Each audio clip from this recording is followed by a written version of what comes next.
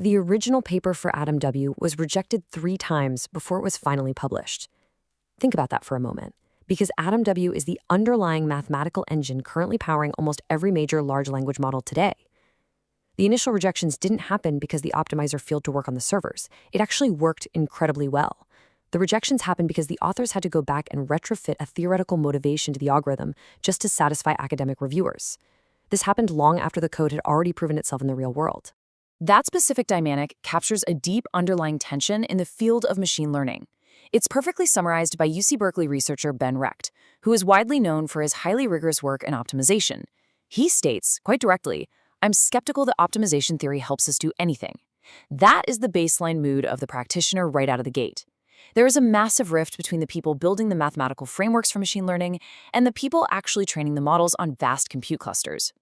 To really grasp the scale of this issue, look at the 2024 AlgoPerf self-tuning track. This is a benchmark explicitly designed to test complex new optimization methods against established baselines.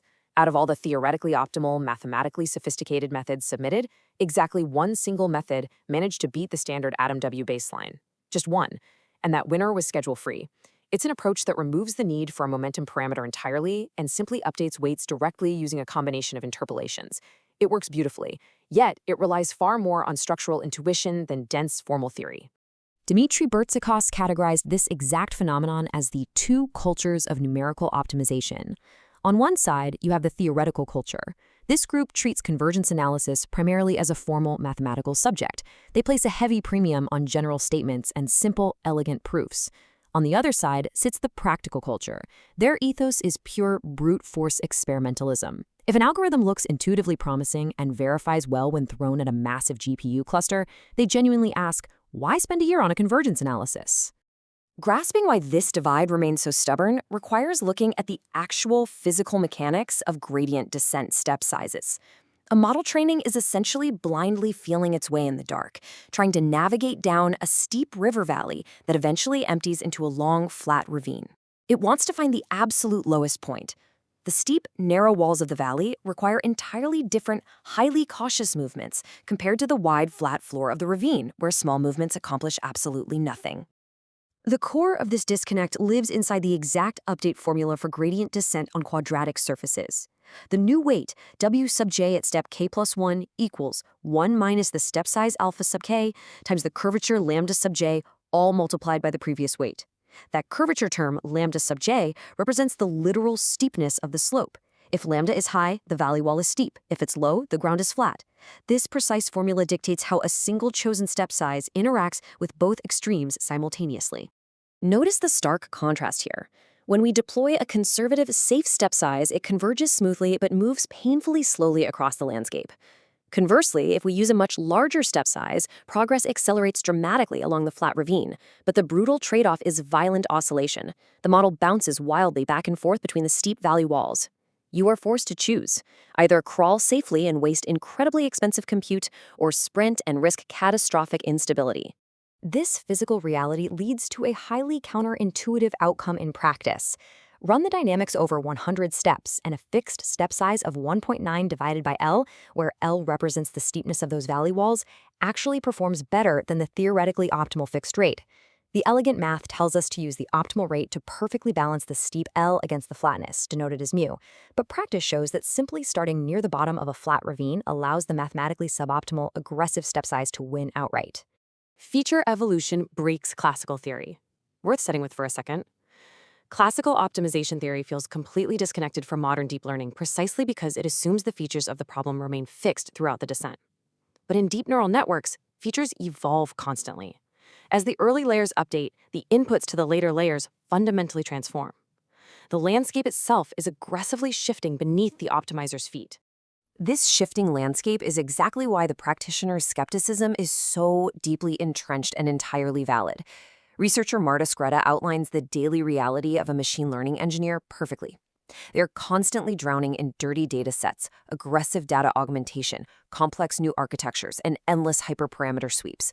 Their time is heavily consumed just holding the data pipeline together. They have absolutely zero patience for fragile, unproven optimizers that require delicate theoretical babysitting just to function. The rigid pipeline practitioners rely on is essentially an unstable equilibrium of trade-offs. It is a constant, delicate balancing act. They have to manage input sensitivity to avoid representation collapse, which happens when a model fails completely and maps every single input to the exact same useless output. They manage parameter sensitivity, where training steps either explode into infinite chaos or vanish into dead zeros. They navigate landscape topology, hoping the path downward isn't too spiky to traverse. And they regulate feature plasticity, walking the razor's edge between chaotic training dynamics and lazy learning, a state where the model just gives up on generalized understanding and simply memorizes the training data point by point. How practitioners actually solve this unstable equilibrium without relying on pure mathematical theory is quite revealing. We shift now to a recently trendy, highly effective application, the warm-up stable decay strategy, or WSD. This is what practical, brute force engineering looks like when it builds a step-size schedule from scratch purely based on what works empirically on the servers rather than what looks nice on our chalkboard. The mechanism of WSD directly addresses the physical landscape we mapped out earlier. You implement a warm-up phase for the first 10% of training, using small but increasing step sizes to carefully handle the initial sharpness of the steep valley walls. Once stable, you hold the learning rate at a massive constant step size for roughly 80% of the run to rapidly blast through the flat ravine. Finally, you execute a rapid decay for the last 10%, dropping the step size dramatically to explore the immediate, delicate local minimum. Mathematically, WSD is pushing hard against the theoretical limit of a fixed step size bounded by 2 divided by L plus mu. It bypasses this limitation by splitting the journey entirely. It moves aggressively quickly down the flat ravine with those huge constant steps and only deploys small steps when it needs to safely descend the final valley floor. It completely abandons the academic search for a single, elegant step size that works everywhere. That brings us to a somewhat grim truth about the step size schedules found in textbook optimization theory. Basic schedules like 1 divided by k or simple linear decay models, none of them work out of the box in modern deep learning. Read the standard textbooks, implement 1 over k, and watch the model fail. They all break across diverse problems unless they are subjected to heavy, highly specific hyperparameter tuning by an engineer. Here's the part that's easy to miss. The act of tuning those hyperparameters manually simply forces these basic level 1 step sizes to mimic complex, computationally expensive level 2 mathematical methods. Theorists have spent 70 years trying to perfect level 2 step sizes that automatically sense the curvature and adjust themselves. Practitioners essentially bypass 7 decades of theory by burning thousands of GPU hours on grid searches, testing hundreds of parallel learning rates, just to force simple algorithms to act smart. If we look closely at the literature, we find a massive graveyard of dynamic step size adjustments proposed by theorists over the decades. Methods like checking gradient signs at every single iteration, or executing intricate line searches on mini batches to find the perfect path. Every incoming PhD student seems to believe their new dynamic adjustment will be the one that finally escapes this graveyard. Yet they consistently fail across diverse machine learning problems. Usually this is because they introduce new hyperparameters that are just as hard to tune, or they catastrophically fail the moment the optimization landscape becomes non-convex. However, theory is not entirely useless to the practitioner. It offers highly constructive frameworks, like the one noted by James Martins. He argues the most important contribution of theory is distinguishing between the gradient-dominated regime and the noise-dominated regime.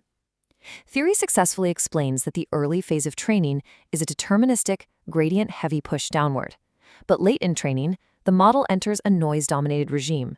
There, it mostly bounces around based on random quirks of the data batches, rather than finding a clear path deeper. Recognizing this boundary is absolutely critical. It's genuinely helpful to step back and fully process how radically the computational environment has scaled, while these core optimization mysteries have remained fully intact. Consider a 2006 ICML paper exploring stochastic gradient descent for language models. Back then, a model with 10 million parameters, trained on 30,000 sentences, was considered impressively large.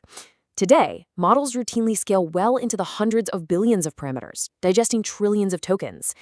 The scale has multiplied by orders of magnitude, yet the industry is still relying on the exact same fundamental algorithms, manually tuned and essentially held together by duct tape. So where do things currently stand? Without trying to predict the future, it is clear that optimization theory must evolve its fundamental assumptions. It needs to rigorously model how features actually change during training. This means heavily incorporating the realities of normalization layers and frameworks like maximal update parameterization. That's a mathematical approach that allows hyperparameters tuned on tiny models to transfer perfectly up to massive models. The assumption of fixed features is a dead end. Theory must map the shifting terrain, not a static landscape. This unresolved gap perfectly illustrates the divide of the two cultures. Mathematical elegance remains highly prized in academia, but practical efficacy determines what actually runs on the servers. If you are training models today, understanding this gap dictates whether you spend weeks pointlessly tuning hyperparameters or spend actual time building.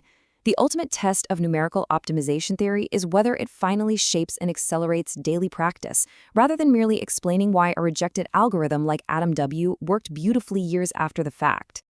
Please note, this explainer is drawn from 2026 ICML tutorial PDF by Schmidt M. Informational only, not advice. Are we doomed to always rely on brute force? Or will theory finally catch up to the servers? If you enjoyed the journey, a share or a subscribe goes a long way. Thanks for watching. See you in the next one.